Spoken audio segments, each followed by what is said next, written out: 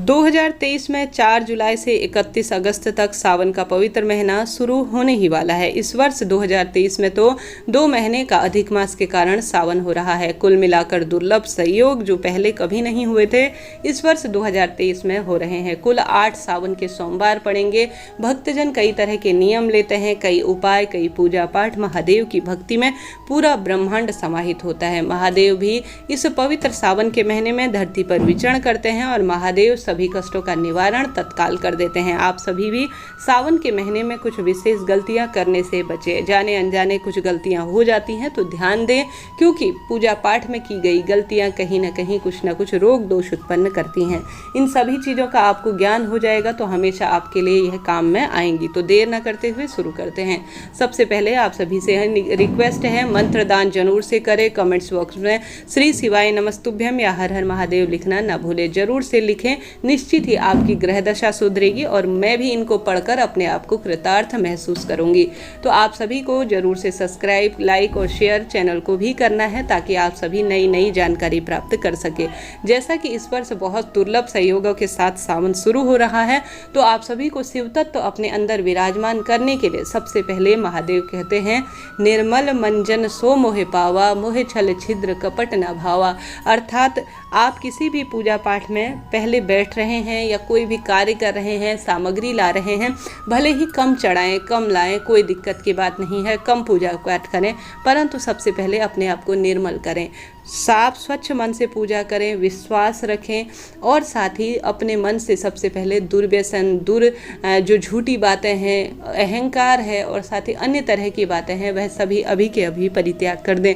सावन में भले ही आप बिल्कुल पूजा न करें, परंतु किसी मानव सेवा में लगते हैं और अपने आप को स्वच्छ कर लेते हैं, तो निश्चित ही आपके जीवन में महादेव आपके घर परिवार पर वास करेंगे, सदा सर्वदा वास करेंगे और आपके जीवन में निरंतर खुशियाँ लेकर आएंगे। तो सबसे पहले अपने आप को सभी चीज़ों से, दुर्व्यसन इत्यादि से, मीठ मांस गुटखा इत्यादि से दूर करें, झूठ कपट इत्यादि से दूर करें, किसी की चुगली चाटी इत्यादि से हमेशा दूर करने के बाद भले ही कम शिव पूजा करें, वह आपको तुरंत फल देगी और मनोकामना पूरी करने में सहायक होती है। तो पहले कार्य आप सभी को यह करना है। दूसरा कार्य, महादेव की पूजा में साफ स्वच्छता जरूर से रखना है। पीरियड में अर्थात मासिक धर्म में इस बात का ध्यान रखिए कि महादेव की पूजा आप नहीं करेंगी, खासतौर पर महिलाएं।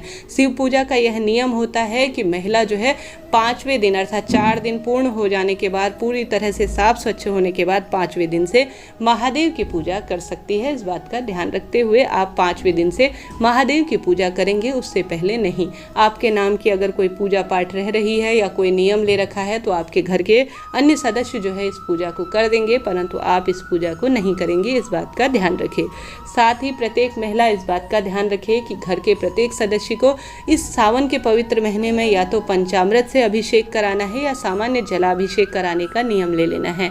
जलाभिषेक घर के मटके परिंडे से पानी लेकर घर के शिवलिंग के ऊपर ही श्री शिवाय नमस्तुभ्यम महामंत्र का जाप करते हुए आपको समर्पित करने का नियम ले लेना चाहिए। साथ ही शास्त्रों में वर्णित है, इस महीने हरी पत्तेदार सब्जियां, प्याज, लहसुन, मीठ, मांस का इत्यादि का सेवन जो है पूर्ण रूप से परित्याग करना चाहिए। अर्थात इनका जो है हमें नहीं जो है घर में लाना चाहिए, नहीं इन्हें खाना चाहिए। शास्त्रों में कहा गया है, यह 4 महीने जो है, जो महादेव की पूजा चतुर्मासा कहा जाता है, वह जो है श्रीहरि विष्णु 4 महीने की चिर निद्रा के लिए चले जाते हैं और समस्त सृष्टि का संचालन महादेव के हाथों में होता है और महादेव जो है धरती पर विचरण कर रहे होते हैं। तो ऐसे में आप सभी को अपने सात्विकता का ध्यान रखना है। कहा जाता है, जैसा खाए अन्न वैसा हो जाए मन। तो खाने में इन चीज़ों से परहेज करें, सात्विक चीज़ों को ग्रहण करें और निरंतर प्रभु भजन में, स्मरण में अपना ध्यान केंद्रित करने का प्रयास करें। अब महादेव की पूजा कर रहे हैं तो पुरुष जनों को हमेशा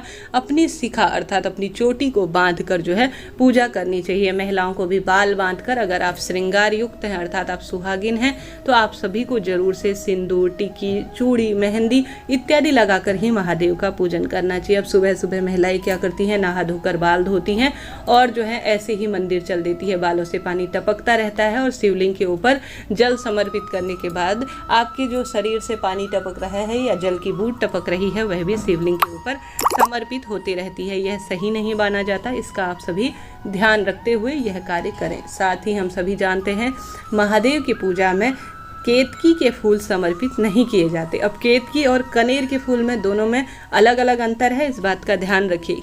केतकी की बात कर रहे हैं जो कि महादेव को समर्पित नहीं किए जाते, ठीक है। कई बार आपके सवाल आते हैं, दीदी कनेर के फूल केतकी के फूल एक ही हैं क्या?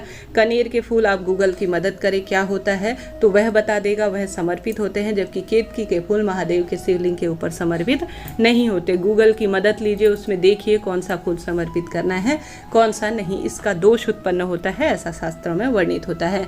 महादेव की पूजा कभी भी दक्षिण दिशा की ओर बैठकर नहीं करनी है। उत्तर दिशा या पूर्व दिशा की ओर बैठकर आपको महादेव की पूजा के लिए अपना कीमती समय व्यतीत करना है, इस चीज का ध्यान रखें।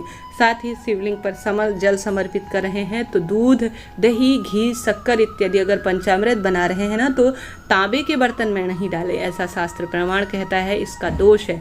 आप सभी को क्या करना है कि स्टील का पात्र या कांसे का पात्र ले सकते हैं, परंतु तांबे के पात्र में जो है आप सभी दूध मिश्रित नहीं करेंगे। दूध अलग स्टील के बर्तन में ले जाएं और पानी जो है अलग से लेकर जाएं, इस चीज़ का भी आप सभी ध्यान रखें। साथ ही महादेव पर कभी भी टूटे फूटे खंडित कोई भी वस्तु समर्पित नहीं की जाती। भले ही शिवलिंग पर आप बेलपत्र समर्पित कर रहे हों, भले ही आप चावल समर्पित कर रहे हों या पुष्प समर्पित कर रहे हों, पूर्णता का ध्यान रखते हुए भले ही मात्रा कम समर्पित करें, परंतु पूर्णता के साथ हर एक चीज़ समर्पित करने का प्रयास करें। तो इस चीज़ का आप सभी जरूर से ध्यान रखें। हम सभी जानते हैं महादेव तत्काल प्रसन्न होने वाले देवता हैं और जाने अनजाने की गई गलतियां का वह किसी न किसी स्वरूप में हमें हालांकि माफ़ कर देते हैं, परंतु देखिए कोई भी नियम जो है एक बार सीख लिए जाए तो वह हमेशा काम आती हैं। तो आप ध्यान रखते हुए कोई भी पूजा करें। महादेव के शिवलिंग के ऊपर हल्दी समर्पित नहीं किया जाता और इस बात का ध्यान रखें कि महादेव के शिवलिंग के ऊपर मेहंदी स्वरूप जो है जो महिला स्वरूप में समर्पित की जाती है वह नहीं की जाती। इनका दोष जो है शास्त्रों में कहा गया है। तो इन नियमों के आधार पर आप अपनी शिव पूजा को संपन्न करें। महादेव के चमत्कारी दिन अपने आप में अद्भुत है। इस पवित्र महीने में गलती से भी किसी का दिल ना दुखाएं, जाने किस रूप में भगवान आपकी परीक्षा ले रहे हैं महादेव भी जाने। तो आप सभी के घर पर द्वार पर कोई मांगने भिक्षुक आए, किसी पशु पक्षी आपकी मदद कर रहे हैं, कहने का अर्थ है उनकी मदद करें। गलती से भी कोई आ जाए ना घर पर, ना जाने किस रूप में हरि आपकी परीक्षा ले रहे हैं वह जाने, उनके कार्य जाने, तो कोशिश करें कुछ ना कुछ उन्हें दान स्वरूप देने की। जितना संभव हो इन दिनों बेलपत्र वृक्ष का रोपण करें, यह काफ़ी शुभ माना जाता है। महादेव की सेवा अर्चना में आपको अपना समय निकालना है और जितना संभव हो जलाभिषेक करने में अपना समय निकालना है। कभी भी गोल बत्ती का दीपक जो है महादेव को समर्पित किया जाता है, इस बात का भी ध्यान रखें। साथ ही महादेव को जो है कभी भी लंबी बत्ती नहीं लगाई जाती, इस बात का भी आप सभी इस सावन के महीने में नियम के रूप में ध्यान रख लीजिए। देखिए जाने अनजाने या कोई उपाय कर रहे हैं तो वह अलग बात होती है, परंतु छोटे छोटे से नियम है जो हमेशा काम आते हैं। महादेव के मंदिर में दीपक लगा रहे हैं ना, तो इस बात का ध्यान रखिए कि कभी भी तेल और घी जो है एक में मिश्रित ना हो। हमेशा तेल का और घी का दीपक आप सभी को अलग से लगाना चाहिए। तो इस बात का भी आप सभी ध्यान रखिए। जो दीपक प्रयोग में ले रहे हैं टूटा फूटा ना हो और साथ ही महादेव की पूजा कर रहे हैं तो आसन का चुनाव जरूर से करें। सीधे धरती पर बैठकर अगर आप पूजा करते हैं या कोई मंत्र जाप करते हैं तो शास्त्रों में वर्णित है आपकी जो ऊर्जा है, आपको जो फल प्रदान हो रहा है वह धरती में ही समाहित हो जाता है। तो इस तरह से महादेव की पूजा की यह नियम है। इस महीने जितने व्रत आते हैं ना उतना साल भर में कभी नहीं आते। इस महीने जो है सबसे पवित्र महीने के रूप में इसे देखा जाता है।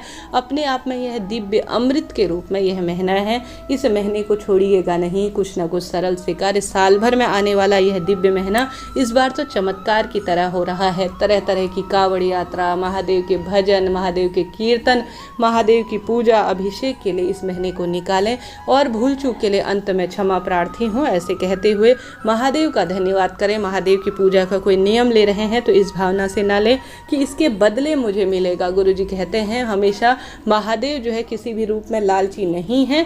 आपकी वह परीक्षा ले रहे हैं तो निरंतर प्रभु भक्ति में अपना समय निकालें और अनगिनत रूप से मेरा यह धर्म है, यह मेरा कर्म है ऐसा कहते हुए महादेव की पूजा में अपना समय व्यतीत करें। महादेव आपकी खुशियों से झोली भरेंगे। जिस रूप में पूजा करेंगे स्वीकार करेंगे। बस भूल चूक के लिए क्षमा प्रार्थी हूँ, जानबूझकर कोई भी गलती ना करे। तो कैसा लगा वीडियो, उपयोगी रहा हो तो चैनल को कृपया लाइक करें, शेयर करें, सब्सक्राइब करना आप सभी भूल जाते हैं तो कृपया सब्सक्राइब भी जरूर से करें। हर हर महादेव।